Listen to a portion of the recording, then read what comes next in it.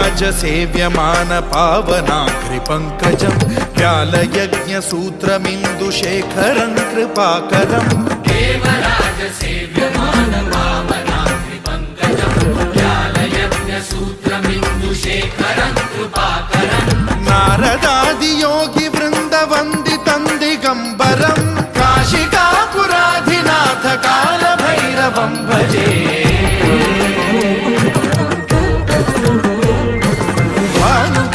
भास्वरं भवाब्धितारकं परं नीलकण्ठमीप्सितार्थदायकं त्रिलोचनं कालकालमम्बुजाक्षमक्षशूलमक्षरं काशिकापुराधिनाथ कालभैरवं भजे।